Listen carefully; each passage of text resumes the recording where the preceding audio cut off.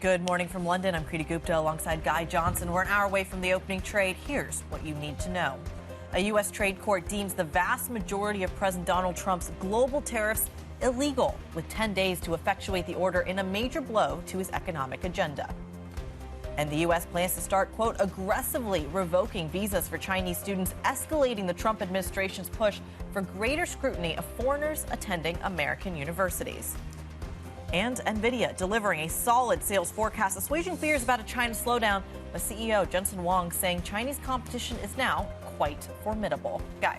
Okay, Kriti, on the back of the tariff news, puts are punished, stocks are squeezed, the dollar is up.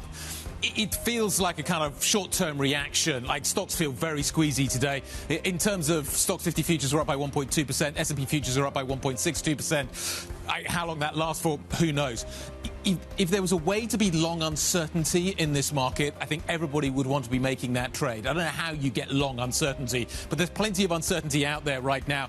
You can see it reflected in the dollar as well, which to a certain extent is up today, but is the dollar the uncertainty trade? Used to be, isn't maybe anymore. Japanese 30 years are also on offer this morning. Yields are rising. US yields are rising as well. There's a revenue aspect to all of this as well, which is interesting, and I think needs to be taken into account too. We'll debate that as well. In some ways, it's a surprise that maybe bonds aren't reacting more, but you're certainly getting a reaction in the stock story. We're going to count you down to the European Open. That is what is coming up, and it starts right now.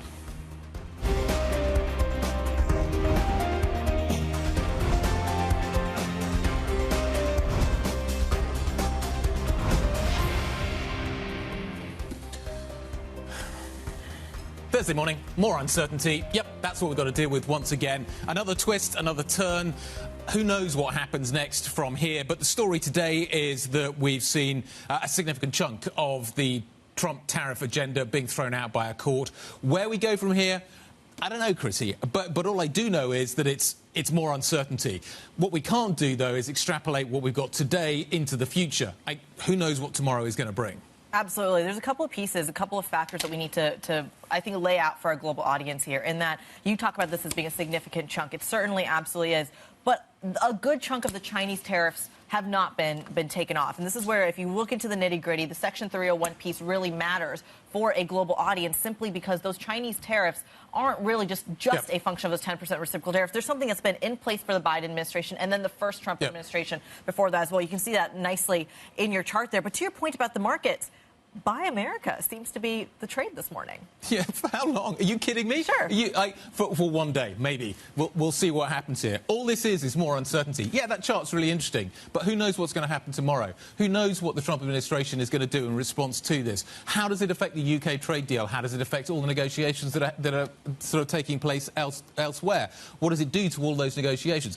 I don't know. This is what I'm sort of arguing. If you could be long uncertainty, that would be the trade, because there's even more of it this morning. The nitty-gritty is interesting, but the general sort of takeaway from all of this is more uncertainty. We don't know. The problem with uncertainty is it's hard to price. So, yeah, great. The breakdown of what the revenue looks like is important. But if you're sitting there on a trading desk this morning, you just don't know what happens tomorrow. You can price in what you've got today, but you don't know how long it's going to last. Let's talk about the bull and the bear case here. So the bear case is what you've just outlined. It's uncertainty. We don't know. This is a court case. They have 10 days to get this together. Yep. They may not do that. You could have hold the Trump administration in contempt. There's a lot of ways that this could go south. And then also throw cold water on, to your point, the trade negotiations that have already taken place. The bull case here is that, do we just go bite back to that American exceptionalism trade? Because at the end of the day, and bear with me before you cringe and before you kind of poo-poo the bullishness. You think Trump is done? I'm not saying Trump is done. I'm saying that there is an argument out there that if you actually look at the economic fundamentals pre-tariffs, that hit, you were still looking at a strong labor market. You were still looking at growth. You were still looking at hiring. You haven't seen buyback suspension yet. You haven't seen the margin squeeze yet. So if you do view this as that, okay, this is the kind of peak in that, and that the tariffs can't legally be mandated and legally be charged when the ports kind of take in these goods, then maybe there's a case to say that, all right, this kind of 1 month or 2 months of uncertainty that has hit the data maybe won't in the long term. I'm not saying that's a likely scenario. I'm saying it's one scenario. No, it is. And you have to price that in as a tail, that we're done. Tariffs are over. The Trump administration is going to move on. And as a result of which, Happy days. Blue sky. Thank you very much indeed. The sun is going to shine. Yeah. There's that British optimism. All evidence would suggest to the contrary, but let's go with that for the thought this morning, because that, in many ways, is what is being priced into the market. One of our producers points out that the VIX could be the uncertainty trade. I would disagree with that, but we'll come back to that another time. Let's talk about China. Yeah. Another aspect to this. So this is the statement from the State Department. This is Marco Rubio's statement. It's four lines. It talks about aggressively revoking visas for Chinese students. Not just revoking them, we're going to aggressively revoke them. I do wonder what the difference is. From 1978 onwards, basically, Chinese students have come to the United States. They have learned. It has created a relationship between these two, and that has been important. But clearly, this is an aspect that I think Trump takes very seriously. I think it's related to, but distinct from, what is happening with Harvard, etc. This is about knowledge transfers, and it's always been an issue, certainly for the Trump administration. What does this do in terms of segregating these two economies even further? I think it can only enhance that. And you wonder what that separation is going to look like going forwards. We've also seen him the administration coming out with a new chip software restriction, set of chip software restrictions. So again, we're separating out. And we'll come on and talk about Jensen in a moment. But China is not standing still. This is having an effect, but it in some ways it accelerates China's AI story, not decelerates it. And I think that could be the unforeseen circumstance that we need to factor into all our thinking as well. Yeah, I think it's fascinating. Look, this latest move from the State Department is, as you point out, focused on Harvard and focused on the elite universities. But when you talk to, and this has been a conversation for years now, when you talk to, say, Intel, for example, you talk about what they're doing in terms of assuring a manufacturing pipeline stateside. So Intel is a great example in that in Arizona, where they've built out their major domestic manufacturing capabilities. They're a major beneficiary of the chip grants under President Biden as well. They've been in conversations with the Trump administration. They're also largely investing in trade schools in the area to kind of train up that engineering, because at the end of the day, that kind of idea of hiring foreign talent being as a cheaper alternative to the U.S. is no longer the case, because so many people are skilled abroad. They're able to demand higher wages in China, in Vietnam, et cetera. That's also a piece to consider here when we're talking about whether or not we actually have the pipeline. That's Intel's one conversation. Nvidia is another example. So Jensen Huang runs Nvidia. Where was he born? Taiwan. Yeah. He's come to the United States. Classic example of somebody who's come into the tech sector and made the US tech sector significantly better. So Ed Ludlow was talking to Jensen Huang last night, the CEO, and we'll come on and talk about the numbers in just a moment. But this was his reaction to the visa story. You know, people from all over the world want to come to the United States. This is just such an extraordinary country with such incredible opportunities. We want the brightest to come here.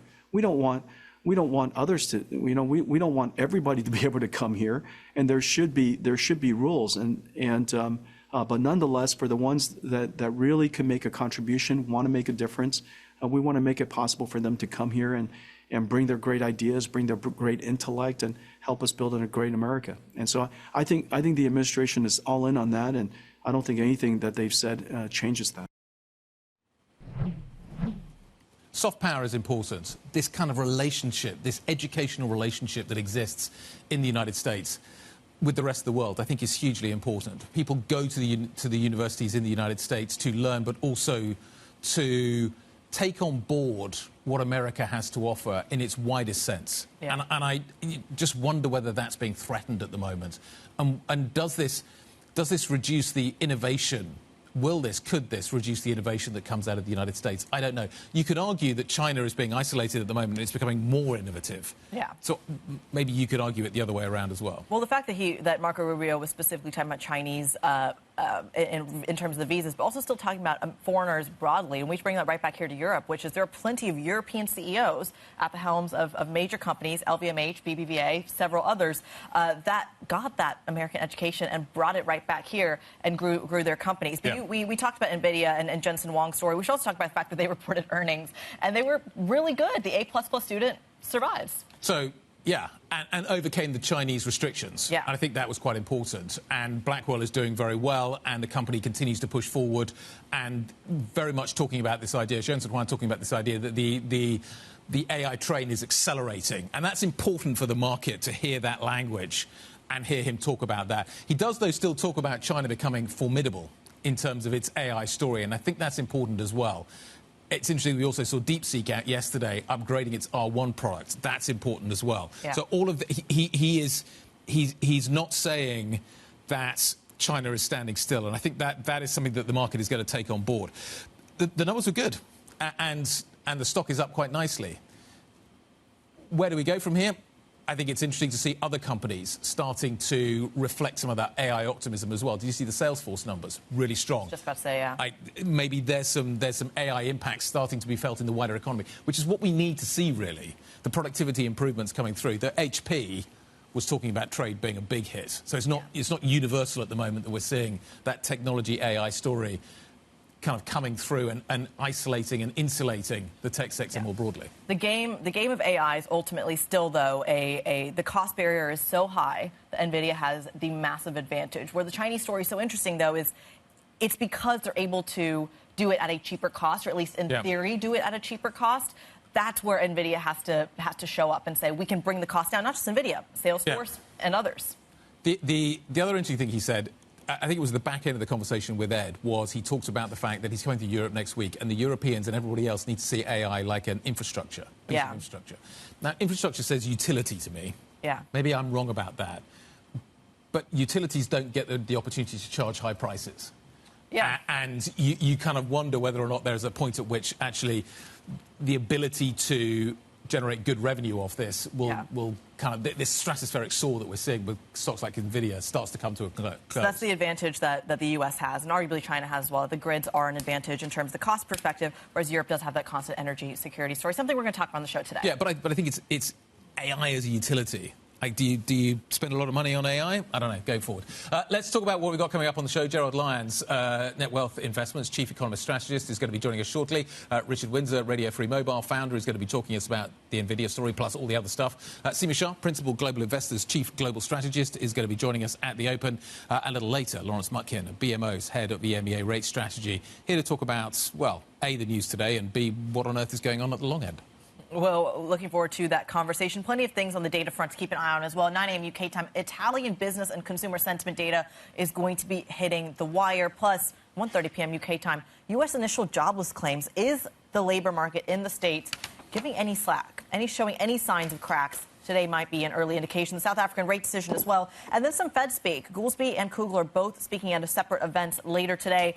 And then Costco earnings. This is interesting as well. We talked about the Walmart earnings. We talked about the numbers coming out of the retail sector. Are Americans buying in bulk? Do they want to buy in bulk? I don't know. I don't have the space to buy in bulk, but I like the idea. I've never been to a Costco. You don't go to Costco and get like 12 rolls of paper towels all at once? We do 12, but I think you've got to buy more than that. I think you've got to buy a lot more than that. What else do you need to know this Thursday morning? LVMH says that Chinese consumers have been pulling back on spending in a bad sign for the luxury sector. First quarter revenue in the region, including China, fell 11% on an organic basis. That's similar to the drop it reported for 2024, for the whole of 2024. The deputy CEO of the company says Chinese tourists in the last 3 months have been travelling less. And when they do, they're not buying as much. Elon Musk has said his time as a formal advisor to President Donald Trump is ending. By law, Musk's status as a temporary government official was set to run out as soon as May the 30th. His departure comes just days after Musk gave an interview critical of Trump's tax cut proposals, known as the One Big Beautiful Bill. He basically says that it's not doing enough to reduce federal deficits. He's complained about all the roadblocks he's faced as he's tried to work his way through the federal government. The government of Germany has agreed to provide 5 billion euros in fresh military aid to Ukraine. The funds are part of Chancellor Friedrich Merz's pledge to help Kyiv build long-range weapons to hit targets in Russian territory. According to the German Defense Ministry, the aid will flow to Ukraine's production infrastructure with a, quote, significant number of weapons to be built this year. The first systems are expected to be operational within the coming weeks. Coming up on the program, we're going to check in on the chip and tech stocks at the open, following Nvidia's upbeat forecast, maybe a little bit of a read-through from Salesforce as well. Plus, European and U.S. futures higher after a U.S. court ruling finds many of Donald Trump's tariffs to be illegal. We're going to dive into that market reaction, just how sustainable it is. But up next, NatWealth Investments Chief Economic Strategist Gerard Leon's joining us to discuss that broader fallout. If you have any questions for us or for our guests, get involved in the conversation. IB plus BBTV Go is the function on your terminal. This is Bloomberg.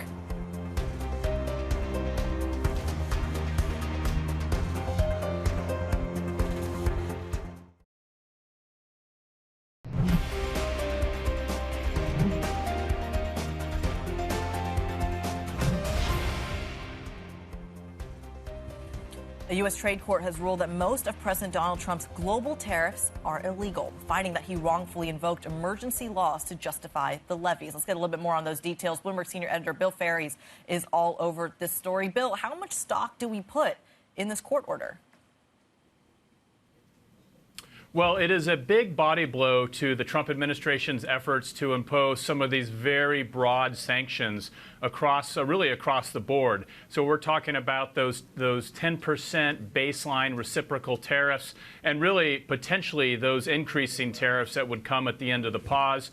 We're talking about the tariffs that were put in place over fentanyl trade on China, Mexico, Canada. Really, the majority of the tariffs that the Trump administration has enacted on a very quick basis since he took office in January have all now been put in doubt. The trade court ruled essentially that while the Trump administration said there was a national emergency with respect to the fentanyl trade, with respect to U.S. trade deficits, the court basically said those may be big problems, but you haven't shown how they're national emergencies that require such broad tariffs to come in place.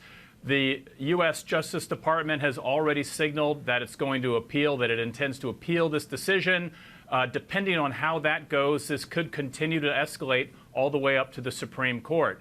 Now, I think if the appeals court rejects the administration's argument, I think you might see another bump in the markets, but it's going to continue. I think we're in for some very volatile times in the days and weeks ahead.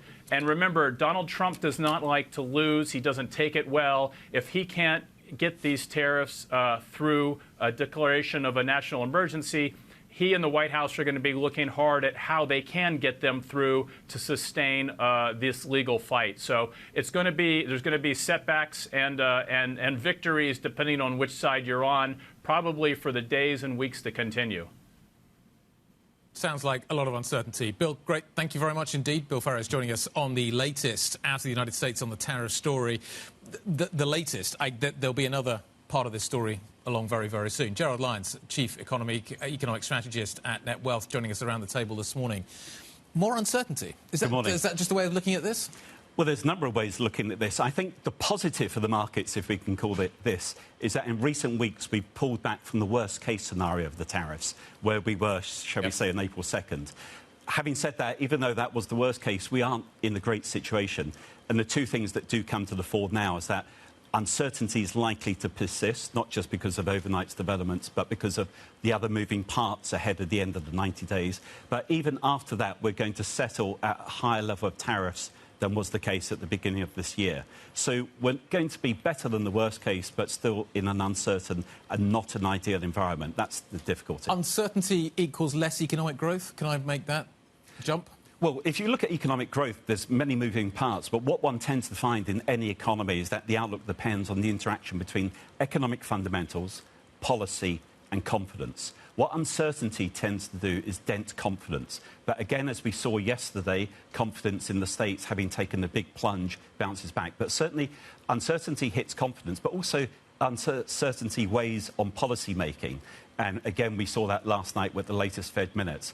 The actual correlation or causality from uncertainty to growth is hard to quantify, but in qualitative terms, yeah, it doesn't help.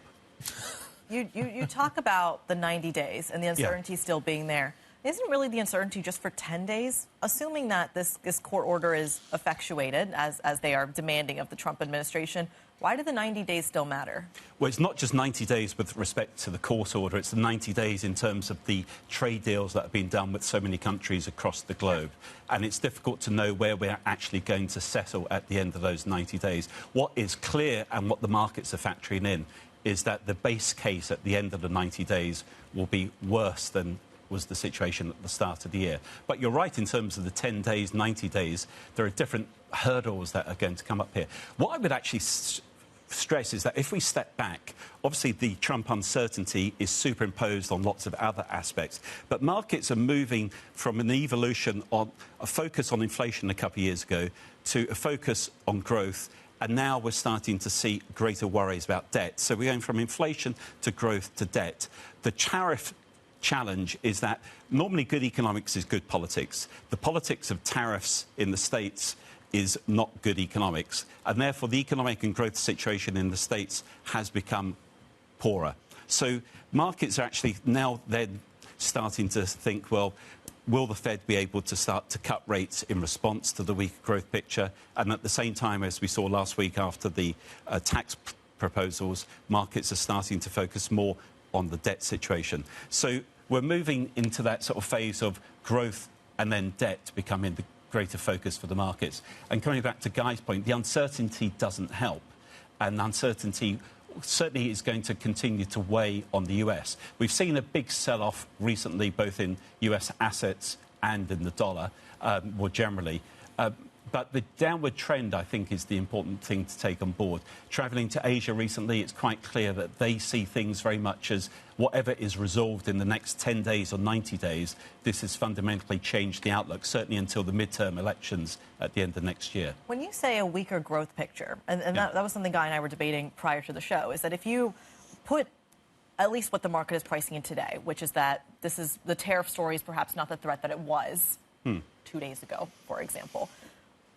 At what point does that kind of economic resilience of the states, which you've seen in the labor market, which you've seen in payrolls data, which you've seen in even just margins and buybacks and corporate earnings, why doesn't that spring to the forefront of the American bull case? Well, I think it is being partially factored in. What we're seeing, or what we have seen, take the dollar, is what I would call passive diversification. People are not actively selling the dollar because they're not actively taking a negative view. So the underlying bullish case is that they are still keeping their assets, international investors, this is, in the States. What we're seeing because of all the uncertainty is they're not putting net new assets into the US, and therefore, given the US trade deficit, the dollar itself continues to trend weaker. In terms of the growth picture, there are many different benchmarks, but let's take the International Monetary Fund, partly because they tend to reflect global sentiment quite well. Their global growth forecast at the beginning of the year was 3.2%. They cut it in April to 2.8%. In all likelihood, they might revise it back up. I would suggest yesterday they revised up the UK, for instance. They'll probably revise up back towards 3%. Now, that in itself is modest growth. But when you think 15, 20 years ago, we were talking about global growth of 4.5% to 5%, I think it's important, even in the bullish case, to reflect the fact that the global economic picture has fundamentally changed, and the tariff situation doesn't really help that. More generally, the question is whether we're moving from the US just being the dominant player to whether it's becoming a bipolar or a multipolar global economy, and that's not going to be answered overnight. That's going to take some considerable time. Quick question. What do you do if you're the Europeans at the moment? Do you just wait all this out? Trump is putting pressure on you to do a deal.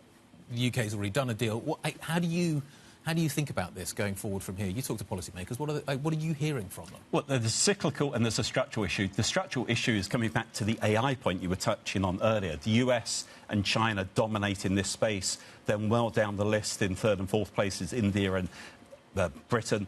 But basically, European structural problems persist.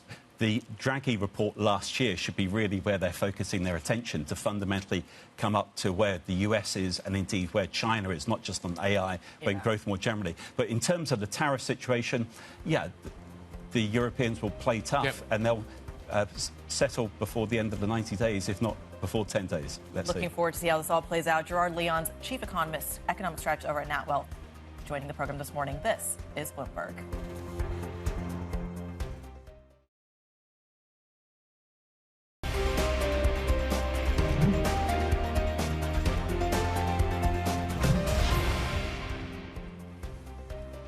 30 minutes away from the start of the opening trade. When you look at the futures picture, a massive rally. It is a bullish Thursday, which we don't say very often. But your Stoxx 50 futures higher by about 1.1% and outperformance across the board. Slightly underperformance the FTSE 100 guy, but still up 0.6% gain. Nothing to smirk at. No, it's not a huge gain. 1%, like tariffs are off when we get a 1% rally. I don't know. Well, it's off their highs. They were higher earlier. Okay. Let's talk about the bond market, which, again, I'm surprised is not reacting more. In some ways, you would argue that you are going to see a revenue hit to the US Treasury, which could manifest itself in more problems when it comes to the deficit. Anyway, what you are seeing today is bonds on offer. So yields go higher, which is really interesting in the way we need to think about how this is going to manifest itself kind of in the deficit story in what is going through Congress at the moment. And there's lots of things to think about and sort of try and work out off the back of this. I don't think there's a clear read yet what we're talking about. I tell you what, there is a clear read on, and that is Nvidia. Absolutely. Talk about bullishness. Talk about consensus. Nvidia CEO soothing investor fears about a China slowdown by delivering a pretty solid sales forecast. Jensen Huang telling Bloomberg that the AI computing market is still poised for exponential growth. Well, we got a whole bunch of engines firing right now. The biggest one, of course, is the reasoning AI inference. The demand is just off the charts. You see the popularity of all these AI services now. He also spoke about the increasing competition when it comes to Chinese AI rivals. The Chinese competitors have evolved and advanced greatly over the last year. Like everybody else, they're doubling, quadrupling their capabilities every year, and the volume is increasing substantially. And remember, these are data center chips. They don't have to be small. They could be quite large.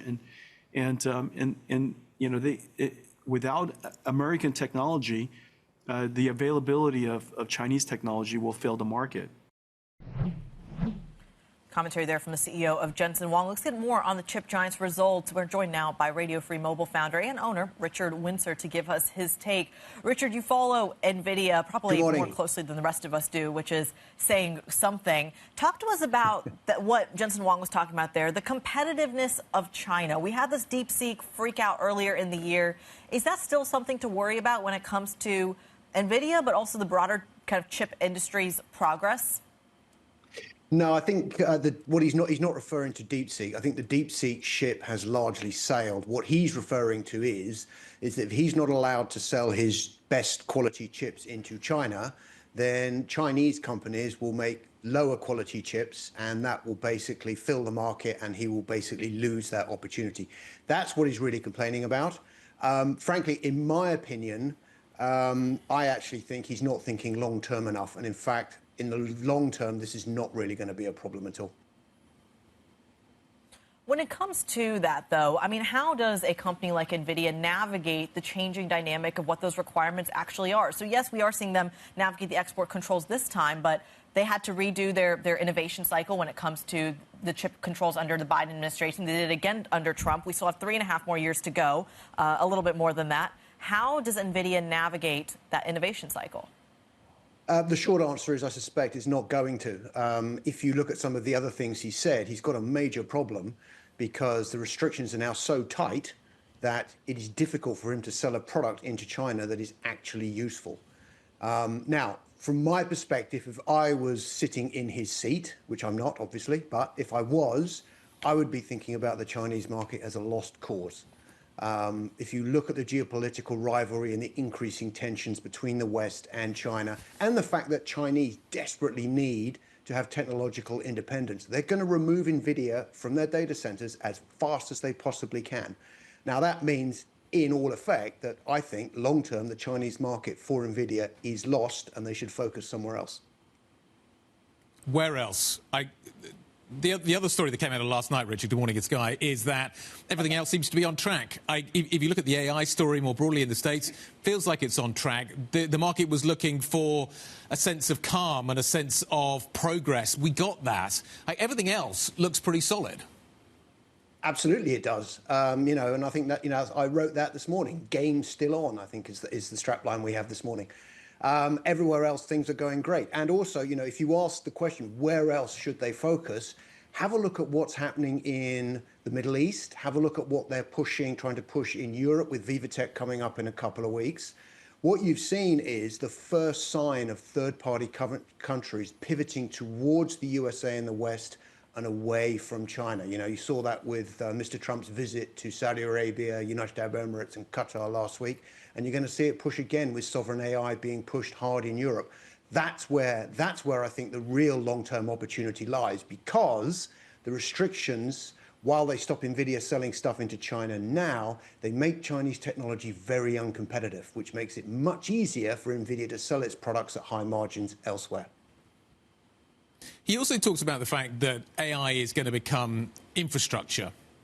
Now, infrastructure says utility to me. Maybe I'm making that connection incorrectly. But is there, at what point do we get to the stage where it is a utility and there's enough competition out there that actually prices come down? And I'm wondering what the world looks like at that point and when we get to that point. If that's the end game, how long does it take us to get there? How much runway does Nvidia have to sell high-priced chips during that process? And what happens when we get there to stocks like Nvidia that provide the picks and the shovels effectively for that process? You're not wrong, Guy. I mean, if you look at where AI is today, you could easily say it's very similar to where the internet was 25 years ago, and the internet is now broadly considered to be a utility. So I don't think you're wrong at all.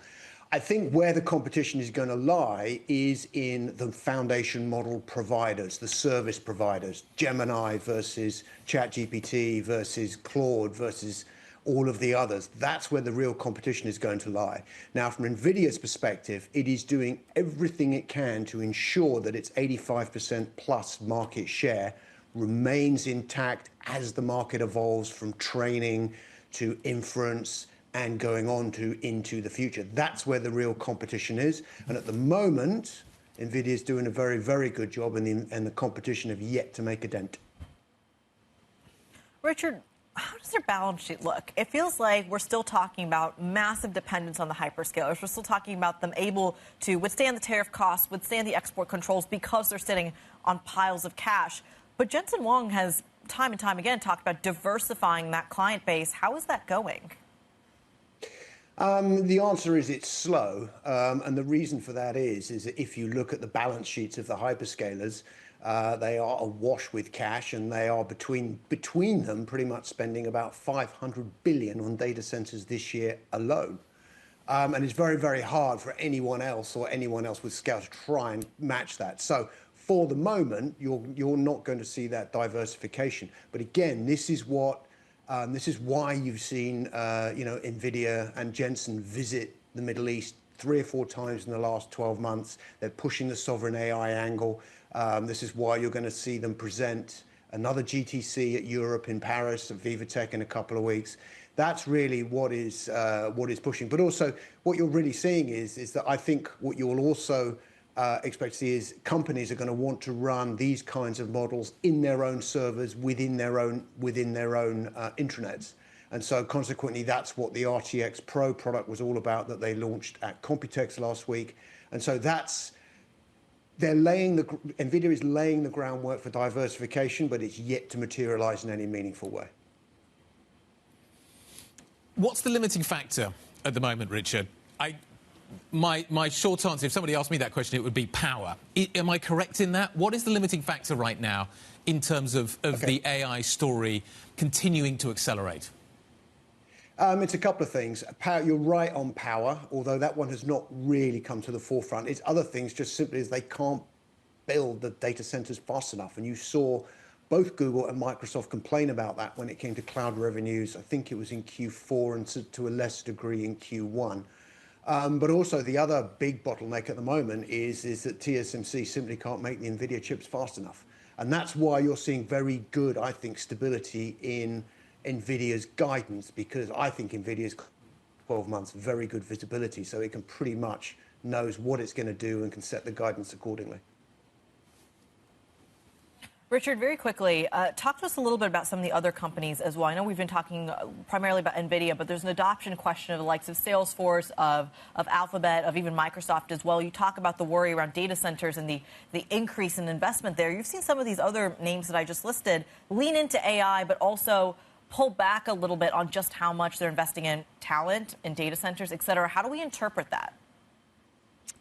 I'm not sure. I mean, certainly as far as the hyperscalers go, we haven't seen a real pullback in terms of investment. What you may perhaps are referring to is the rejigging that Microsoft did with its relationship with CoreWeave, and that's really about Microsoft trying to extract itself from its unique relationship that it has with OpenAI, which I frankly think is a very good thing. I think the underlying market at the moment remains people are building data centers as fast as they possibly can. And there is no immediate sign of that letting up. Richard, great to catch up. Always enjoy the notes. Thank you very much indeed for A, providing those, and B, joining us this morning. Richard Windsor, founder of Radio Free Mobile.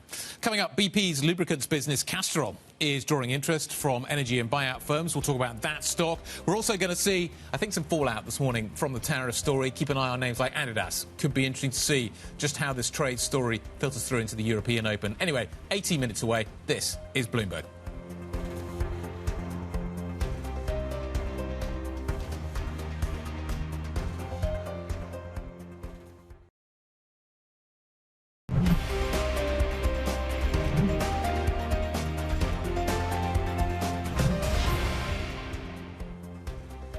15 minutes to the market open this Thursday morning. I have to say, European equities are up, let's call it circa 1%, maybe a little shy of that. US futures are up really quite strongly on the back of the court ruling in the United States, which has pushed back on trade. The Nasdaq's up by 1.9%, 1.8%. S&P futures are up by 1.5%. So a big bounce potentially coming stateside a little bit later on. What's catching Kriti's eye? Let's find out. Well, Guy, we've been talking a lot about the Buy America trade. Maybe it's back on, at least for today, but it's not back on in the broader sense for the dollar. And I stole this chart from Valerie Teitel, of course, is off this week, our markets correspondent. But I think it's really important to keep an eye on where we're at in terms of the bets on that dollar weakness consistently, especially on a day like today where we are seeing that strength in the greenback. And I think it's crucial here that it has been, of course, a long trend. But if you were to zoom in, take my word for it, because it's a tricky one to do, zoom in, you do actually see a little tiny bit of a bounce back. And I think this is important because it's also coming as you see some of the net positioning for the negative net positioning for the dollar also bouncing back as well. But compare this drop to what you see in 2022 in terms of a kind of logarithmic move, because this is very similar to what you saw right here when it comes to the dollar, except this is different because this was actually a far more hawkish tone from the Federal Reserve, this kind of increase here, this 2022 era, and we're not necessarily seeing that in the current move. So that's really what, Guy, the kind of pieces I'm trying to put together. The other story is how this factors in to the corporate question. Bloomberg Intelligence putting out the fact that 43% of the cost of goods in the S&P 500 company comes from outside the United States, and that's where this weaker dollar could actually help that bottom line. Absolutely.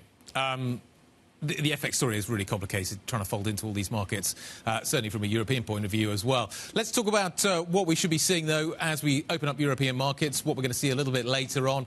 Joining us now, our Markets Live executive editor, Mark Cudmore.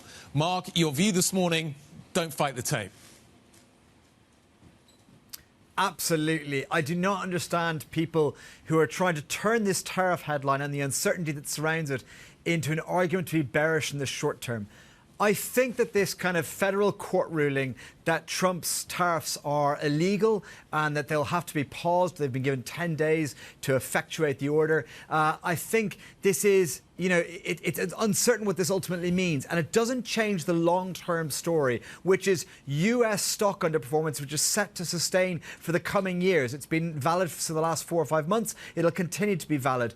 People will want to cut their exposure to the dollar. That remains valid. US Treasuries are likely to have a difficult year ahead as people get worried about the sustainability of US debt situation. None of those things are changed by that story. But that doesn't mean that in the short term you fight the bullish momentum. And the reason is the single biggest theme of this year has been Trump's trade wars. That's been the single biggest negative that US stocks have been largely overcoming to some extent. So given that theme has taken a big block from this ruling, a big knock, I should say, even if if we don't know what happens, this is not the time to be proactively bearish. So I think that US stocks underperformance will remain valid, but that does not mean you be bearish on US stocks in the short term. What do you be bearish on in the short term? It's a good question, Kriti. I think, first of all, right now, I think it's going to be, I think the technicals for bonds has got a little bit more supportive after a sell-off in the very short term. But I think it's hard to be very constructive on bonds right here, given that the underlying story is very negative, as we see increasing term premium priced in, increasing concern about debt loads.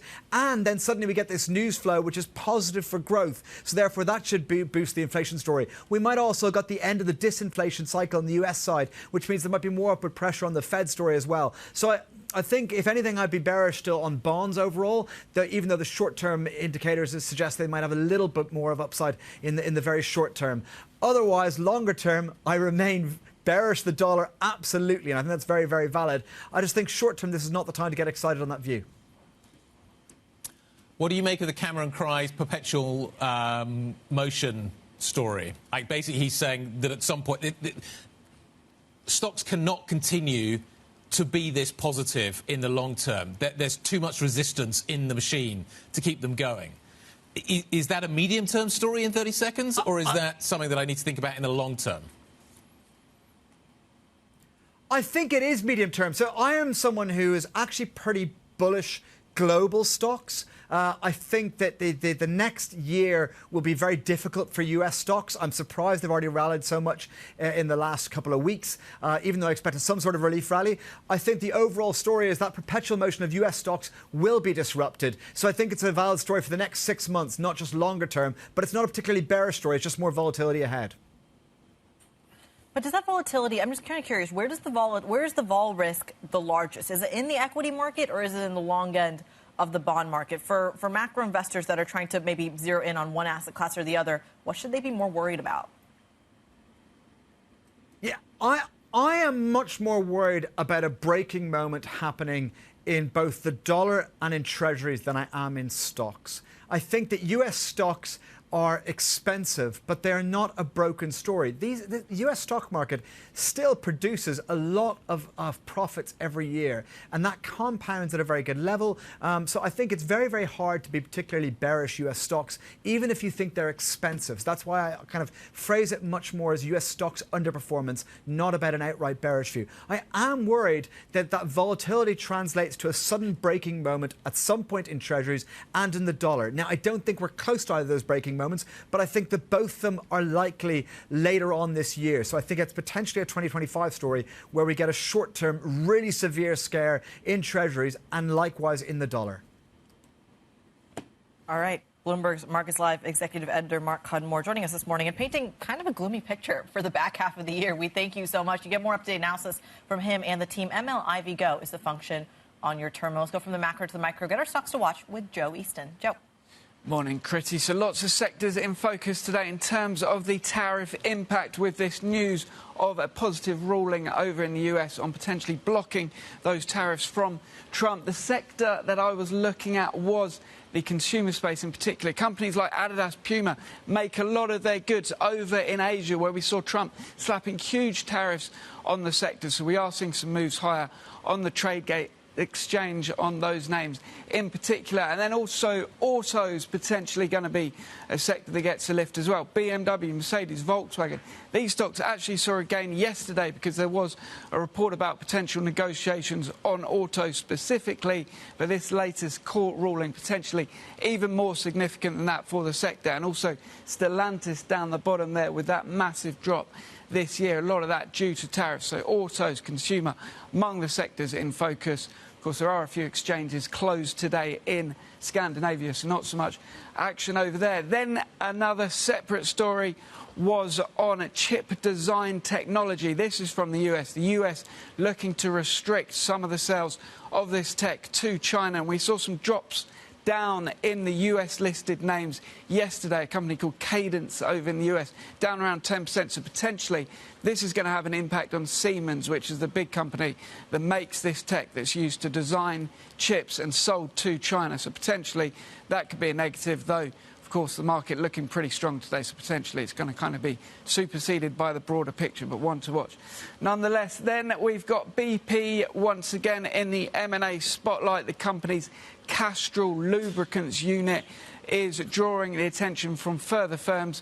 We're seeing interest from Reliance over in India and also some private equity firms as well, Apollo being one of them. We did have news previously that this could potentially take place, but it does look like interest in the unit has actually increased since then, and this unit potentially worth around $10 billion at the upper end of estimates. And obviously with the higher oil price as well today, given the tariff news, potentially that's going to be boosting the sector in general, but also the M&A situation in focus for BP in London this morning. Joe, great stuff. Thank you very much indeed. Joe Easter walking us through which stocks we are going to be watching. Do we see shipping stocks doing well today? Yeah. Joe talked about Adidas. Are we going to see the stocks that could be affected by tariffs? Is LVMH going to bounce today? What happens to the luxury sector more broadly, despite the news coming out of China? It's going to be fascinating to see, stock by stock, kind of how the market thinks about the absence of maybe some of these reciprocal tariffs being applied now. It's fascinating as well because I think we've been approaching this from a country-specific point of view, and you brought up the fact that, like, we still don't know. It's still uncertain. It's unclear. There's also a case to be had that if you don't go through with the country tariffs, you very still could go on with sectoral tariffs, pharmaceutical tariffs, auto tariffs, etc., because a lot of that is kind of baked into the country story anyway. The EU story largely affects pharmaceuticals, so maybe that's the way around it, but we haven't gotten traction on that, on the sectoral piece just yet, so I don't know how you price that in. Precisely. That's the uncertainty. We don't know. The White House is undoubtedly going to be creative when it comes to finding a solution around this problem. Do you think the White House is done? I very much doubt it. I suspect that we are probably going to see a lot more movement coming out on this story. So, again, it just comes back to this narrative around what is happening with uncertainty. And that's what the Fed was hinting at yesterday as well. We just don't know yet. Absolutely. Certainly something we're going to keep an eye on. We're about 5 minutes away from the opening trade. We are seeing futures flying high, but we aren't necessarily seeing it by the same margin we did maybe an hour ago. We're going to dive into the opening trade in a few minutes. Stick with us. This is Bloomberg.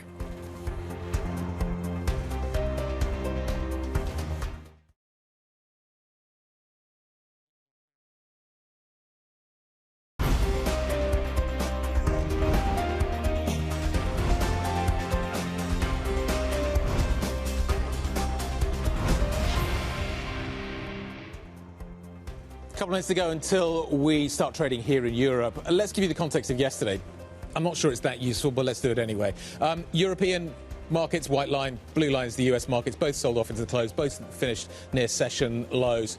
However, the trade story, the court ruling, the Nvidia numbers, I could go on, all came after the US had closed yesterday.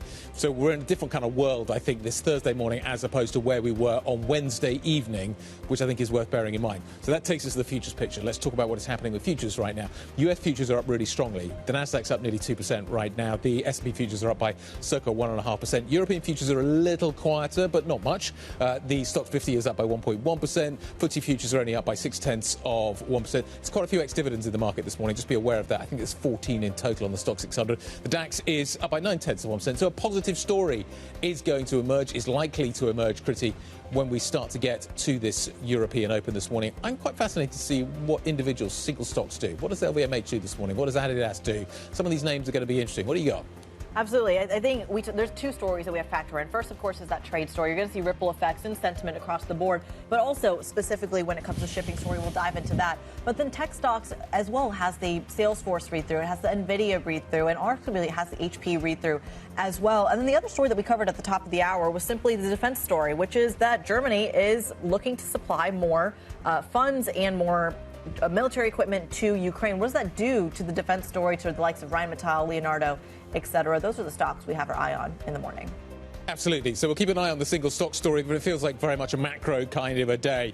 Tough to be in the puts right now. You're going to see some squeezing, I think, probably in European markets. So here we go. Let's give you some ideas as to what the numbers actually look like and show you what the FTSE 100 is doing straight out of the gate in the green. We're expecting it to be up by around 0.6%. As I say, there's quite a few ex-dividend stocks. Some of those are affecting London today, so that's going to be a factor. The IBEX is up by 0.6%. We're expecting the DAX to be up a little bit more. You're going to see some of the tech names. I expect SAP could be an interesting story, particularly on the back of what we heard yesterday from Salesforce. Keep an eye on what is happening with some of the chip stocks as well. Keep an eye on what some of the consumer stocks. Keep an eye on names like Adidas. That could be interesting too. So I think there's going to be some interesting kind of aspects of this market this morning that reflect that kind of macro top-down story. The CAC is up by 1%. What do names like LVMH do? There's a negative story coming out of China, but does this help if you are selling into the United States? I suspect there probably is some positive news on that. How long does it last for?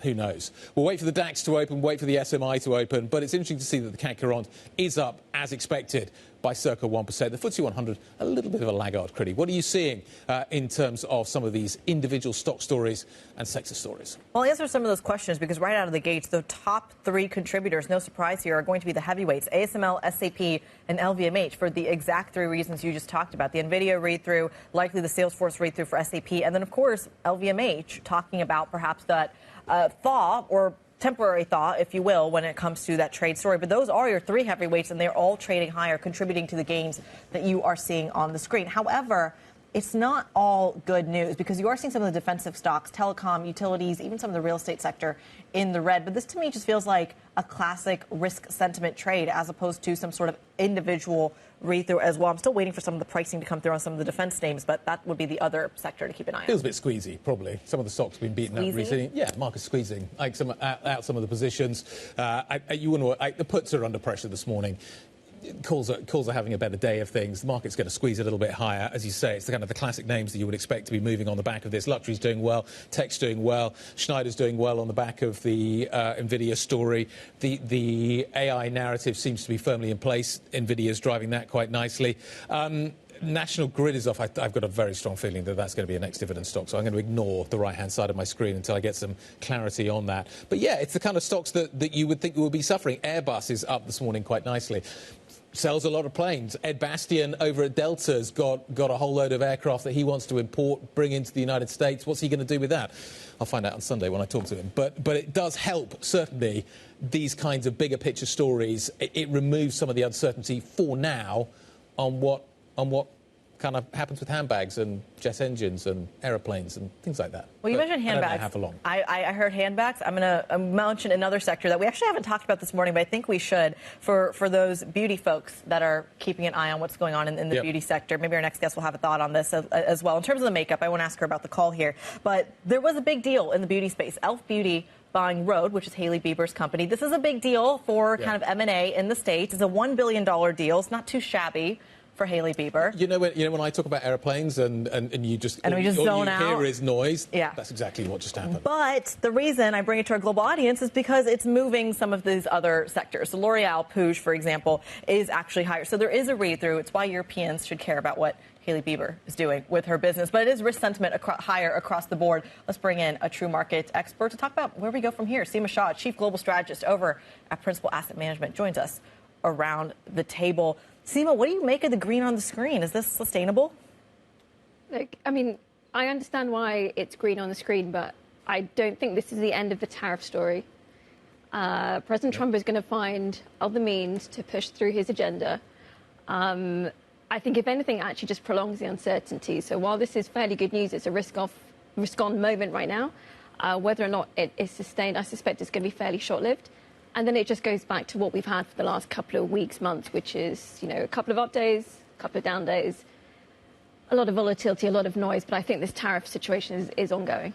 What matters more here, the trade developments or the deficit concerns? I mean, I think they're both equally important. If anything, I think the deficit story is something which has been percolating for so long. Whether or not it's really coming to a head right now, I think is questionable. But I think it's a story which is going to keep coming up. Not just for the next couple of weeks or quarters, even, next year. It's just going to be something which keeps coming through. The tariff story does have the potential to still change the macro environment. And if we were to be looking at a much, much weaker growth outlook, well, then that's going to have an impact on deficit. So I think you can't almost think of them in isolation. They are very much intertwined.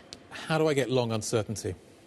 You asked me this before, and I was stuck. I mean, how do you get long uncertainty? That would be the best trade right now, because it feels like if there's one certainty in the next couple of months, it's that there's going to be a ton of noise.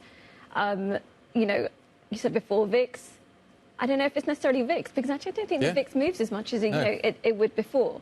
So from my perspective, though, you almost want to take a longer term look. The noise is ongoing. Yep. We are trying to look at their macro fundamentals. Where are tariffs going? How bad is the story going to be?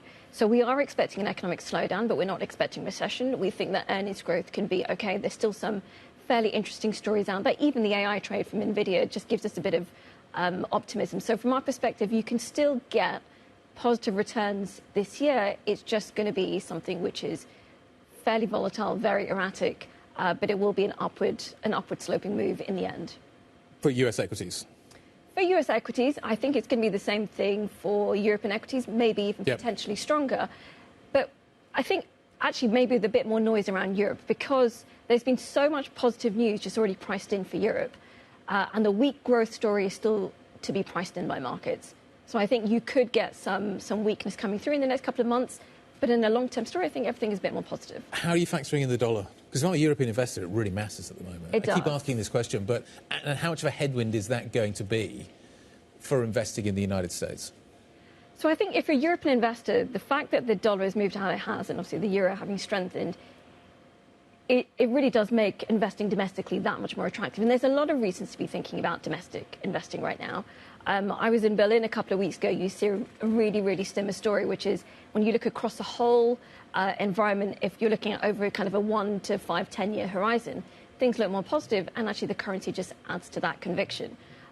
We are expecting further dollar weakness, nothing very, very significant, but I think there is a narrative in play around the structural factors around the US, which is likely to persist for a bit longer. Now, we're not expecting by any means a very, very weak US dollar story. It's still the reserve currency of the world. There is still no alternative, but that structural weakness is still to come through. You talk about some sort of slowdown on the horizon. And I'm curious what that canary in the coal mine is to say that slowdown has arrived, taking the trade narrative out of it. In the US? Well, look, I mean, I think the data is not giving us any sign that there is any weakness on the horizon. But I think we have to assume that, look, with all the uncertainty, there has been a shelving of business plans. We do a big survey of small businesses, and we're hearing a very similar story across the US, which is small businesses have found the last couple of months fairly challenging. They're not letting go of labor, but they are, feeling the pressures on their margins. This has to feed through to the US economy. It doesn't mean recession, but certainly it does to us suggest that you're going to see a further slowdown. We're expecting, for example, this year for US growth to be about 1.5%, and an annual growth rate. So the reason I ask that is because, and just follow my train of thought here and tell me, plug holes in it, please, is that if you start to see this tariff volatility, ultimately the way it shows up for a lot of these consumers who've been or buyers, I should say, companies that have been front running a lot of those imports, et cetera, is that ultimately that inventory they've built out runs out. Or they have to deal with something very quickly. So that volatility, I understand. But there's also a question of, does the Federal Reserve come to the rescue? Do you have some sort of emergency rate cut come in? Do you have emergency measures come in? Federal spending or federal subsidies that kind of come in and do that? Is that a real possibility that could stem some of the pain that I think a lot of people are bracing for? I don't think the Federal Reserve is going to be stepping in. I think that it's partly because they don't need to. So unless you're really looking at a recessionary situation where the labour market is quickly unravelling, I don't think it's a situation where the Fed is going to step in. So from our perspective, when we're looking at the overall environment, what they're confronted by is economic data, which is still fairly robust. Soft data is absolutely, it's weak, but actually you're seeing a bit of a recovery. You're seeing inflation, which is still above target, and it's expected to increase in Q3. And then you have a ton of uncertainty. Yeah. And in that environment, there's so much potential for a policy misstep. It almost makes more sense to stay on hold. And certainly from our perspective, we're not expecting any rate cuts until Q4, and even then, only one this year. Can I invest through this period, therefore? There's a lot going on there. Can I invest sort of continuously, or is it more important now to pick my moments? Do I need to buy dips, or can I just average it? How do I, if I am going to put money to work in the market, how do I do it mechanically? Yeah, well, look, I think it's a really important question, which you get this a lot from clients at the moment, which is at this point in time, when you don't know what the next headline is going to be, even on an intraday basis, there's just continuous headlines. Yep. that picking the perfect moment, even in a normal time, is impossible. In this situation, is even more difficult. So you're going to be either lucky or you're going to be very unlikely. Most likely, just typically that's the way things work out. Yep. So having a dollar cost averaging into the market is probably the most stable way of doing this.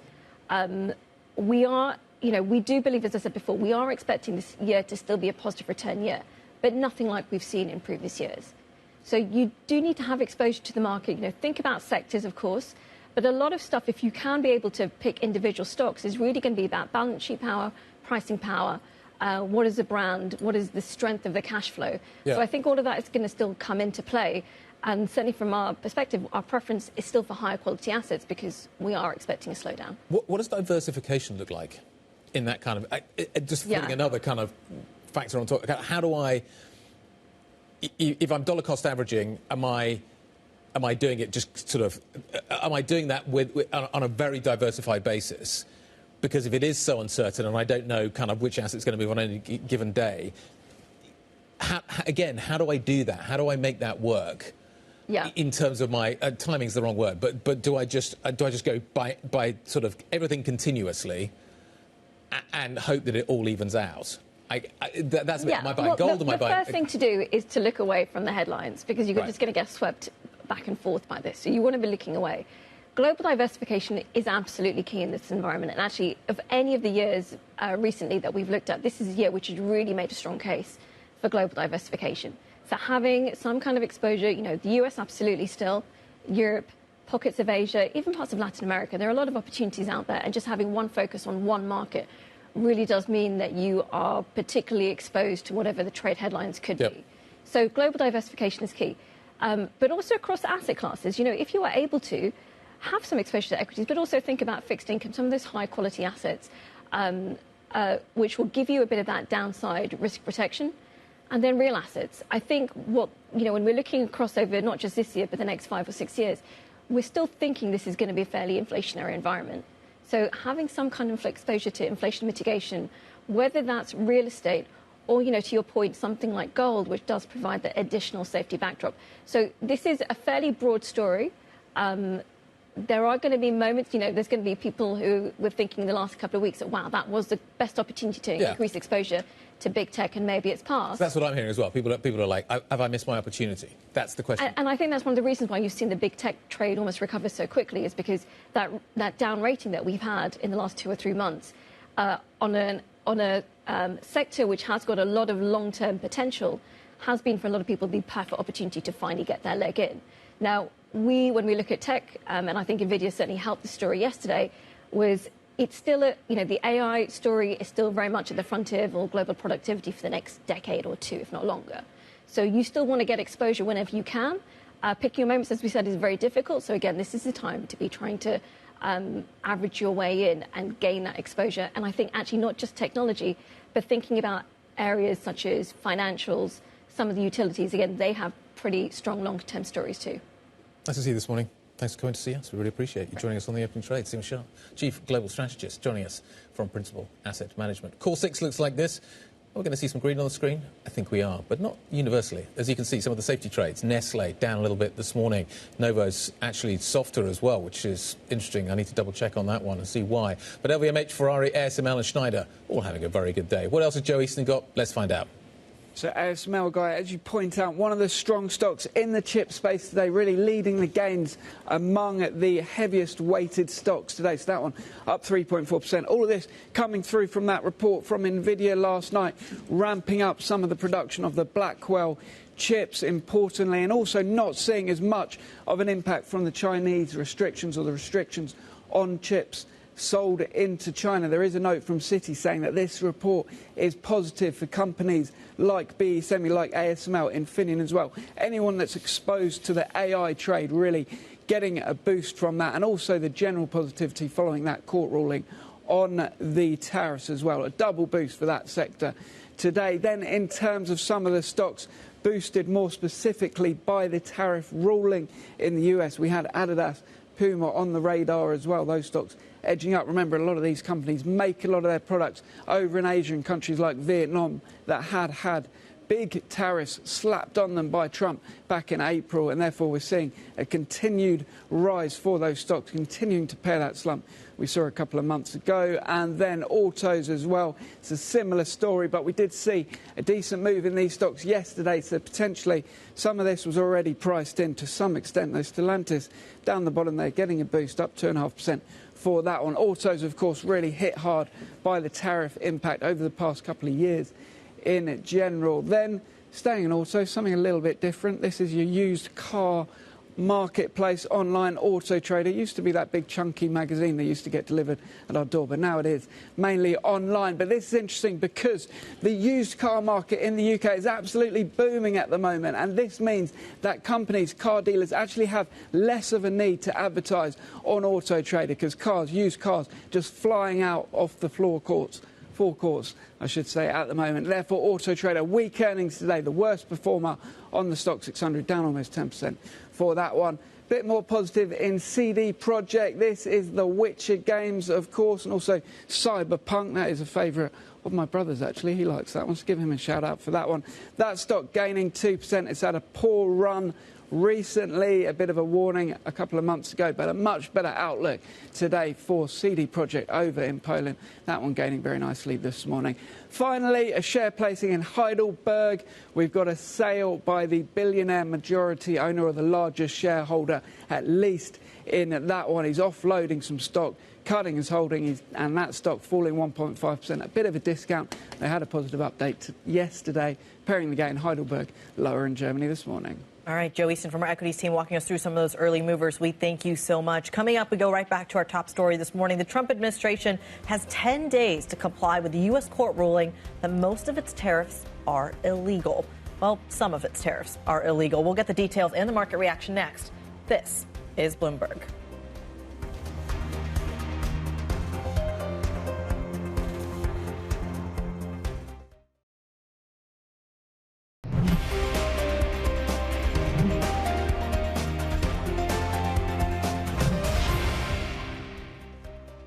20 minutes into the session, stocks look like this. Up generally, pretty much across the board. A few laggards, which is interesting to worth paying attention to.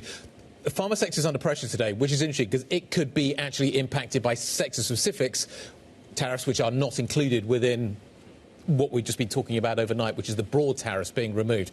So anyway, we get a reaction. It's not that big a reaction. It's certainly fading the early reaction. Let's talk about all of this. Brendan Murray, who leads our trade coverage, as well as our senior equities, markets and strategy reporter, Michael Masika, joining us around the table. Brendan, let me start with you. Now what? Yeah, we've gone from Liberation Day to litigation day, basically, in less than 2 months here, and it's only created more uncertainty. There's a lot of questions right now. We don't know whether Trump will comply with the court order. We don't know if importers will be able to recoup the tariffs that they've already paid, billions and billions of dollars that they've already paid and still owe the Customs Bureau. So we'll have to see what the attitude is from the president when he gets up this morning and starts to. I'm waiting for it to land on the screen. There's going to be a post at some point soon. Michael, I don't even know where to start with that. Do you trade that post? When he comments, do you trade that? No, you don't trade that. You don't trade that because everything is a headline away from going one way or another. It's a bit crazy what's going on. It's like we've seen it with the 50% tariff on Europe, in, out. Now we've seen it with this being challenged. Trump is going to appeal this. He's got other ways to implement tariffs through other type of taxes. Yep. There's a lot of different things. So what do you do? I mean, again, the thing that's very important in that kind of a market is to be hedged, if you can. Obviously, if you're long only, well, you got to be long anyway. So you do your work and you're long. But if you can hedge your portfolios, if you can diversify your portfolio, that's what you have to do. And you can see hedging demand is still there. It's expensive to buy, still expensive to buy some puts on the S&P, but it's what's important to do. You have to have some way out. You have to sleep at night. Yeah, exactly. So that's what's going on at the moment. That's what we're seeing. Guy described this market earlier as squeezy. How much of the trade this morning is a fundamental trade? How much of it is squeezy? So there's a bit of squeeziness because we see on the retail side, like, you know, those Adidas, Puma, those stocks that are really likely to be hit by tariffs, they're up again. Why? Because a lot of people were short those stocks. Same with autos. So you have a bit of a, okay, I'm going to buy some of my shorts back. And so you get a bit of a squeeze there. And you can see that. You can see that today. You can see that every time there's a tariff headlines. So we've had a lot of that in the past few weeks. The market is definitely still squeezy. Brendan, one area that isn't being squeezed this morning is pharmaceuticals. And there is an expectation that we get something specific on pharmaceuticals. Is the market going to become even more nuanced going forward from here? You have the kind of the big macro, top-down, 10% tariffs, kind of everything is under the umbrella. But it feels like now we're going to be getting more focus. That is the way that maybe the administration proceeds, and pharmaceuticals look like the first and obvious place maybe that we start. Yeah, exactly. As Michael said, there's a lot of other tools that the president can use to accomplish what he wants to accomplish. Look, tariffs are the foundation of his whole "Make America Great Again" slogan, and he will find a way to use trade policy to accomplish what he's trying to accomplish. There are other authorities that he can use. The pharmaceutical issue is one that we're expecting to happen fairly soon. The difference between that approach and the one that he launched on April 2nd is that approach takes time. There's a process that's in place. It can take months, up to a year to produce the kind of investigation that you need. So what we're going to do is we're going to go from a sort of more chaotic, ever-changing approach to one that follows a process that could accomplish what he wants to accomplish. It'll just take a longer. In theory, that should reduce uncertainty. Yeah, in theory. But Brendan, can you just walk us through the fact that how should the existing trade deals that are afloat at the moment, we talked about this earlier with the UK, for example, are they void? Legally, are they void? You got to be asking yourself, if you're in Tokyo or Brussels or New Delhi, why would we even continue with these calls right now until we figure out what the next step is? So you could imagine that you'll hear these governments say, "Oh, we're waiting and seeing, and we'll respond when we have more information." Basically, those deals are on hold right now. You would expect. It's amazing. In theory, you have to change your whole strategy and develop a new one. Michael, in terms of the way that you expect the market to proceed from here, therefore, with all of this, what do we do? Do we wait are we waiting for the data? Are we positive until Kriti's making the point that the hard data hasn't demonstrated anything yet in terms of the downdraft that we were expecting from all of this? Does the market just drift higher? How do you see things unfolding, both from a retail and a professional point of view? So you see already, you look at the chart of the markets. It's like, we often talk about V-shape. This is a proper V-shape, right? So we're back where we were before all of that happened. So that means nothing is priced in terms of risks. We're back to where we were. Earnings are supposed to be a bit shakier. The economy is supposed to slow down. That's a given. You have rates that are now shooting back up to 4.6%, 4.7%, right? So all of this tells you also, risks are here, but not priced, and not in the price. Bloomberg's Brendan Murray and Michael Masiko joining us around the table, talking to us about the developments on the trade front and how you trade it. Stick with us. This is Bloomberg.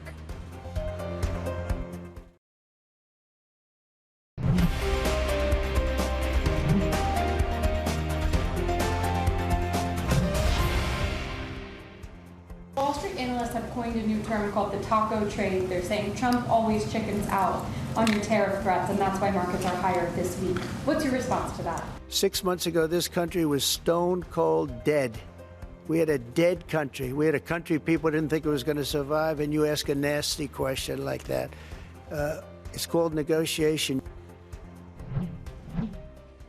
Bristling, I think, was the description that I've heard used most often in response to that question on the taco trade. Trump always chickens out. Not happy about that, I think, is probably the polite way of putting it. It is relevant to the conversation that we're having more broadly around the table this morning, how basically oscillations in policy coming out of the White House at the moment are causing the market to suffer a severe case of whiplash. And you can see that kind of just about across all the asset classes. And you're seeing it certainly this morning in bonds. Once again, we had them on offer this morning. You can see a lot of red on the screen. How do you price all of that? It's more uncertainty. So what is the price of uncertainty in the bond markets? How do you factor that in terms of what yield is demand? Let's ask that question to Terence Mutkin, head of EMEA Rate Strategy, joining us from BMO this morning. Good morning. Good morning. There's a lot to talk about. So there is a lot to talk about. Let's start with that. How do I... The world is increasing uncertain. Every morning we come in, there's more uncertainty seeming to be piled upon what we had before. How do I price that in the bond market? What should America pay for the uncertainty that it is generating right now when it comes to a 10-year yield? Well, you're asking exactly the right question. I don't have exactly the right answer, but this is exactly what the markets have been trying to figure out. And this latest piece of news flow, although I guess more economy bullish than economy bearish, is just another example of the uncertainty that you go home with every night when you have a position in bond markets. And what it means, obviously, is you're going to demand either a higher risk premium or you're going to take less risk. And if you take less risk, what does that mean? It means, in a way, that there's less appetite for bonds. Right, so that's why I think we see a risk premium increasing in bond markets. It's because governments are still selling bonds. We have QT going on in the background, reducing liquidity. And at the same time, the markets are trying to price in this idea that there's this unknowable or unquantifiable, but definitely existent level of uncertainty, which means they need to keep risk low. In terms of the longevity of that, is there now a permanent premium? The UK suffered from this, OK? So the UK had the kind of the moron premium, which we priced into the gilt market post Liz Truss. I hope you didn't point to me for the moron premium. No, definitely not. Is that now being applied in the States, and how sticky is it that this uncertainty is a permanent feature and needs to be constantly priced and is just with us forever? Well, let's remember where we came from. Okay, where we came from was 14 years of QE, right, where government bond yields were suppressed by permanent central bank buying, and there's a whole generation of fund managers, traders, hedge fund managers who are used to the idea that there's suppressed volatility, the central bank will not move rates, the central bank is a buyer of bonds all the time. So even take away all this current uncertainty to do with US policy, we have to have this major exploration of what are bond markets like now, what is the price for risk, what is the price for duration without that backstop, and indeed with the opposite of that backstop. So that's why bond yields have been rising. I mean, term premium has been rising all year. And half of last year, and will continue to rise, I think, just because there's endless amounts of new government borrowing from the US, but also from Germany, because of fiscal stimulus, the UK, everywhere, and markets have got to come to grips with this new reality. And then you overlay on that the kind of volatility of the news flow. And what the markets are looking for is they're looking for a price that that compensates them for that. And certainly at the very long end, 30-year yields, because 30-year bond prices are so volatile, the exploration of where that price is, continues as long bonds head over 5%. So I don't want to blame it just on this uncertainty, I guess is what I was saying, but it's not helping. We started off this week with reports that the BOJ and the Ministry of Finance are thinking about issuing on the front end of the curve, something the UK is thinking about as well, and I'm sure something Scott Bessent has considered. How much does that change in the curve in terms of issuance wield better or worse digestion when it comes to the bond market? Well, I think, again, you're right to highlight that the issuing authorities are not just standing there and watching. They are being proactive around altering their issuance to sort of meet the demand that they see in the market. And in the UK and Europe, there's kind of technical reasons to do with pension schemes changing their approach, which mean that the bid that's always been there for very long duration bonds is probably going to be softer. So you've seen already the UK Debt Management Office has shortened its issuance profile, as you say. Bessent has said that they're not going to increase the size of bond auctions. for the next few quarters, and now this BOJ thing. So they're doing what they can, right, but they do need to borrow the money. So every time you don't issue something long, it means you're increasing your exposure to short-term interest rate risk by increasing stuff shorter quicker. So it's not costless to do that. I would say this, though, right, there are two things. One thing is for policymakers to try and manipulate yield levels, and another thing is for them to try to keep markets orderly and respond to demand. And I think what we're seeing is the second. Right, the first was QE, or the first was the Bank of England intervention around the LDI swoon. But they're two slightly separate things. I think this isn't a panic reaction from issuers. This is a response to the changing environment. Let me bring some wonky math to your attention, if we can, and talk about the U.S. deficit in more detail. Donald Trump has campaigned on the idea that tariffs are going to fund America's balance sheet, help us narrow the deficit. You've seen the market actively respond to the tax bill that has been put through the House and is currently making its way through the Senate at the moment. Is there a world, and I appreciate this is a contrarian question, is there a world where a stronger move on tariffs, a higher level of tariffs that would, in theory, bring more money to the U.S., does that in any way offset the concerns around the deficit, simply because that is the argument the Trump administration has made in the past? You're right. That is quite a question. There's so many moving parts in this. I mean, the thing about the bill is it's very hard to get your head around all that stuff. There is this, as you say, there was this optimistic story that somehow we could go back to a 19th century world where there's no income tax and everything is funded out of tariffs.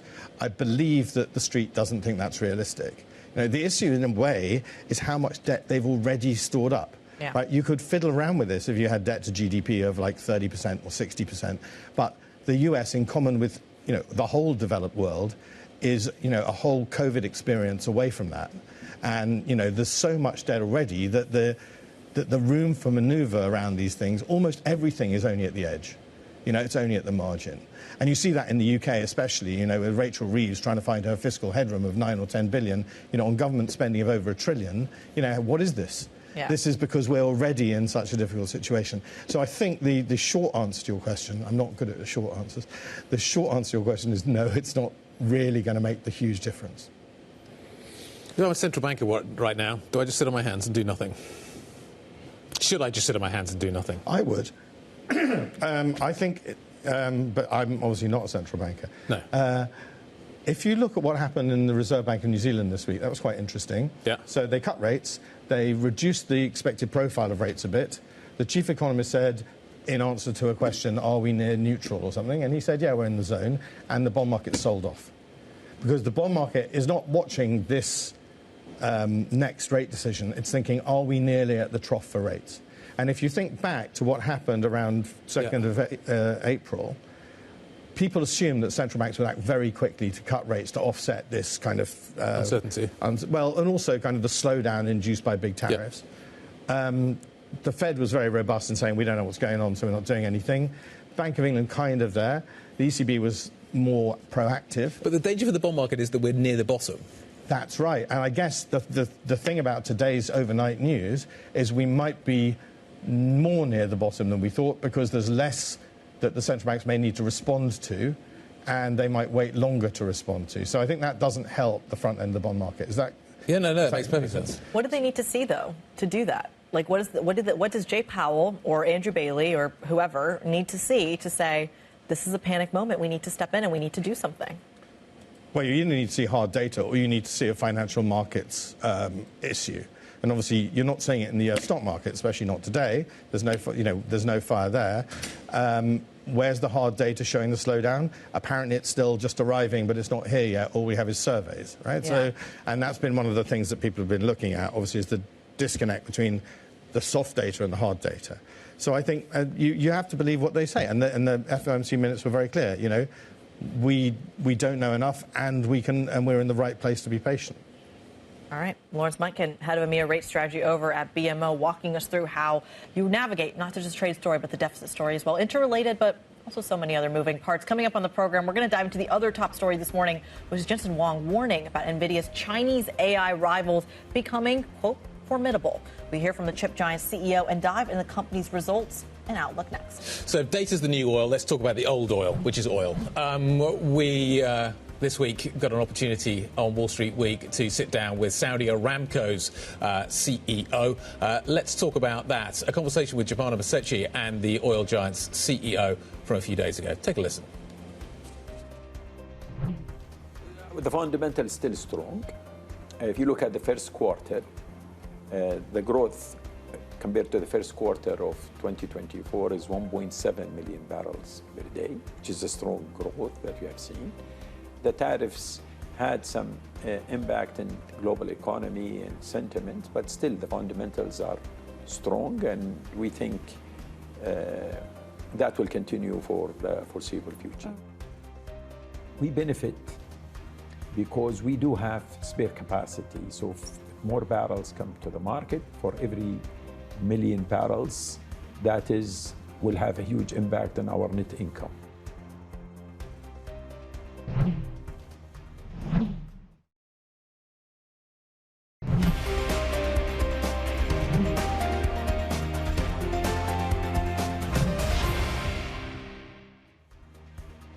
Welcome back to the opening trip. 44 minutes into today's session. Seeing some green on the screen. I'm seeing a pickup in the DAX, a pickup in the CAC, but on the index level for the Stoxx 600 and the FTSE starting to come off their highs. In fact, the FTSE 100 is now flat. It opened higher by about 0.6%. So really keep an eye on that story. How much of it is the trade sentiment?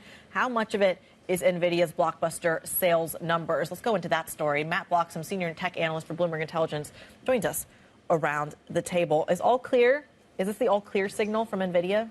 I think for now, for sure, yeah. I think obviously one of the big worries people had was how much of a headwind China was going to be with this block on the H20 chip.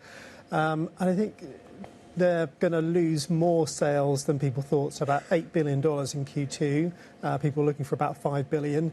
But despite that bigger headwind, they still came out with a full revenue guide, which was in line with expectations, so around $45 billion. So I guess when you kind of reverse all of that out, implicitly, there's maybe around a 7 to 10% beat on the underlying sales number adjusting for that. Margins held up, 71% or so adjusted, still looking optimistically towards getting back to mid-70s by the end of the year. So, yeah, I think all good.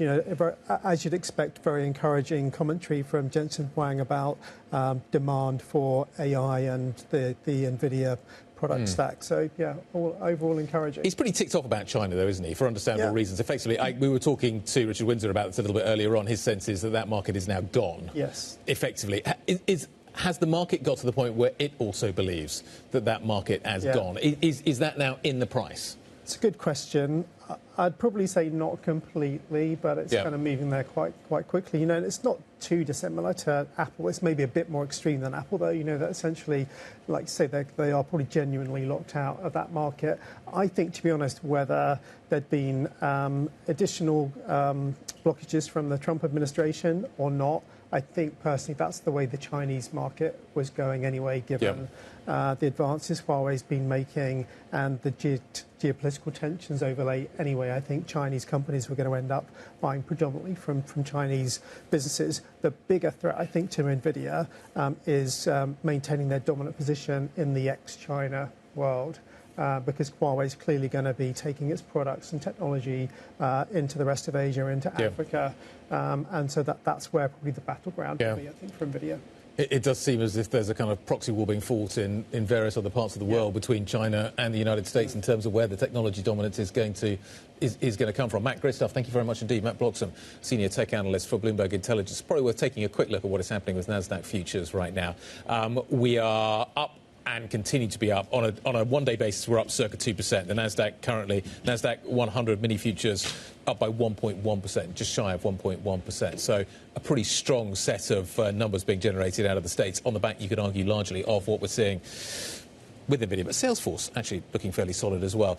I guess this is maybe where we transition into having a quick conversation about Elon Musk. Elon Musk says his time as a formal advisor to President Donald Trump is now ending. His departure raises questions about the future of the Department for Government Efficiency, DOGE, that he, of course, spearheaded and got frustrated by. Charlie Wells is here to break it all down for us. This was going to happen anyway, wasn't it?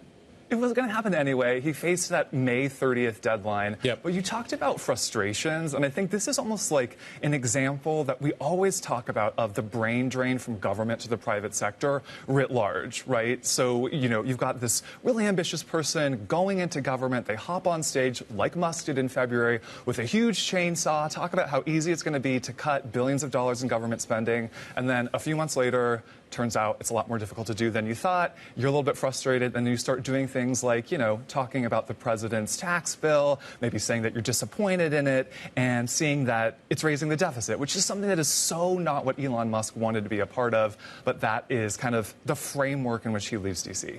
And yet, people were, for a little bit, at least investors, talking about the fact that DOGE and the mechanisms that they're using to address the deficit are actually working. It was kind of pulling down that number a little bit.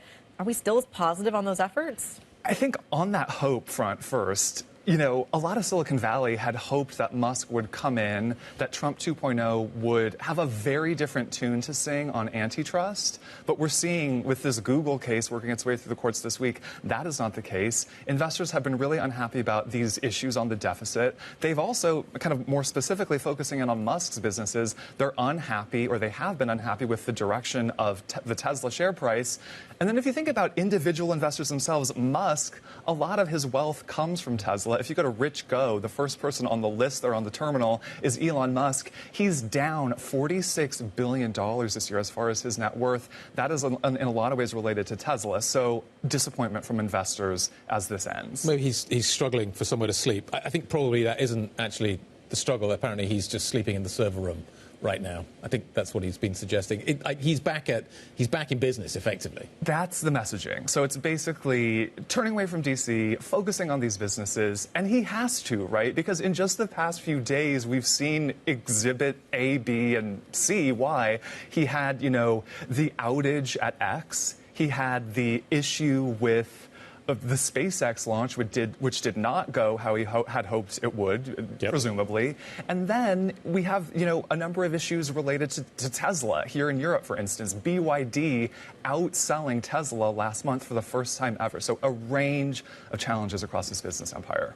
I should mention as well that investors really need to be paying attention to Elon Musk. Tesla is the 8th largest company in the S&P 500. You have 401ks that are exposed to really his life and what he's saying. Charlie Wall is breaking down the Elon Musk story, both for government and for the business case. Let's turn back to the big story of the day, though, and continue that conversation in terms of what the markets are actually pricing in after a trade court in the United States has basically said that a good chunk of Donald Trump's reciprocal tariffs are ultimately illegal. Bloomberg's Rachel Evans has been following that from the market's angle. Rachel, we've been racking our brains all morning looking at this equity move. We're also looking at an FX move where we're seeing a stronger dollar off of the back of these headlines. Some of that move has kind of faded as well. We're seeing initially weakness in China off of that headline as well. How do we interpret this in the bonds and FX space? So I think, first of all, looking at kind of just the stock side, there is obviously a pop of optimism on this. I mean, and that is to be expected, right? We've seen the markets really being very volatile over the last couple of months around tariff policy. So, of course, we're seeing kind of that bounce in stocks. But I think it's very telling when you do look at kind of what's going on in the currency markets, how muted those moves actually are. When I was last looking at the Bloomberg Dollar Spot Index, we were up only about 0.4%. That is not a lot, particularly when we've seen kind of the dollar really falling. And I think that tells you that people are quite cautious, really, about this news. We've already seen, I think it's Goldman Sachs coming out and talking about how many other ways in which the administration could come back and implement tariffs through different means, through different laws. I've seen other analysts talking about, what happens if tariffs come back in while this decision is appealed. So there's really kind of a sense in the market that these are not necessarily gone for good. And I think that's actually quite telling as a sea change in the market's sort of understanding of tariff policy. When we first came into sort of the Trump administration, when he was first elected, there was a sense that tariffs were really a negotiating strategy, that they were going to be threatened but ultimately not come through. And since we actually saw those tariffs sort of implemented in April, albeit then with a bit of a U-turn and a sense that there would be some kind of leeway there in negotiation to come, I think the market has really now started pricing in the idea that tariffs of some sort are here to stay. So it's really a question now of exactly how the Trump administration kind of comes back on this ruling and how we see these tariffs kind of sort of go forward. Uncertainty. Is it gone up or down today? And if so, what's the price of that? It's a very good question. I mean, I think uncertainty has gone up slightly because we don't actually know when they're going to come back in again, if they're going to come back in, how he's going to do it. You know, there are certainly some interesting kind of conversations about whether the Trump administration is sort of complying with all of the legal decisions and how they are finding interesting ways in the language to sort of circumvent some of them, shall we say, on certain other matters. So I think that's kind of an interesting thing people will be watching as well. Do these tariffs get lifted, or does the administration say, well, look, we're appealing, we're keeping them in place for now, like, this is what's going to happen. So I think there is kind of like slightly more uncertainty in some ways. How you price that, though, I think is the big question. Obviously, from a Stoxx perspective, they're seeing room to rally. But let's not forget we had Nvidia's results out last night. That was good. That's another reason to rally. But I think kind of looking at sort of the FX and bond market, you're seeing very, very small moves. So they're sort of saying nothing's changed. And you could argue that, indeed, for the bond and FX market, on the fiscal side, nothing has changed. Maybe things are even slightly worse because if you take out the revenue that tariffs would have generated, the fiscal picture is actually slightly more deteriorated. Should the stock market be paying more attention to the bond market? Always a good question. Yes, I would say so. As someone who's spent a long time working on the bond market, I think that is often very valid. I mean, obviously, the bond market takes a much more cautious approach. They're thinking about, are they going to get their money back? Are they sort of getting enough return for the risk that they're taking? For the stock market, there's, a slightly more happy-go-lucky attitude where, if things are going up, you want to jump on that rally. And I think, today it's a very logical reaction. There is kind of this sort of immediate sort of, whiplash reaction to that sort of court decision. So, of course, stocks are going up. But I think sort of, as we see this kind of settle into the market, let's see how long that kind of rally goes. Can it extend? Can we see sort of some of the commentary in the US suggesting that tariffs may get backed off more permanently? That would help it extend. Or do people start to get cold feet and think, actually, this is really just a temporary reprieve? Yeah, fascinating one. If that correlation strengthens or breaks down. Bloomberg's Rachel Evans walking us through those dynamics. We thank you so much. Plenty happening in the day ahead. Of course, we're going to get monitor stories we've just talked about, which should flag some of the other data points we're going to get in about 5 minutes' time. Italian business and consumer sentiment data, but then really the focus goes back to the States. The initial jobless claims, some Fed speak, and, of course, those Costco earnings, whether or not people are still buying in bulk. Yeah, do you stock up? That's the tariff trade, isn't it? Buy lots of it. The tariff trade, the COVID trade, we have a lot of money from stimulus checks trade. We also have a big basement trade. There are all kind of various other kind of trades big around fridges, there. I'm told. The market's fascinating this morning. In some ways, there's a Nvidia trade on. You can see it. ASML's up, Schneider's up quite nicely, doing very well. There's a tariff trade. LVMH is up, doing quite nicely. There's an oil trade, which is also up this morning. So BP and Shell are having better days. Certainly Shell is having a better day. So there's various kind of factors at the top of the market in terms of what is vying for top dog in terms of the overall narrative. In aggregate, lifting the market up, Europe is underperforming the States, but stocks are higher. Absolutely, and I think Europe has kind of faded a little bit of those gains at the open, whereas to your point earlier, the Nasdaq has only increased about 2%. We should flag to our audience that later this evening, you do not want to miss an exclusive interview with the BOE Governor, Andrew Bailey. That on LIVE Go on the Bloomberg Terminal. That does it for the opening trade. Pulse is up next. This is Bloomberg.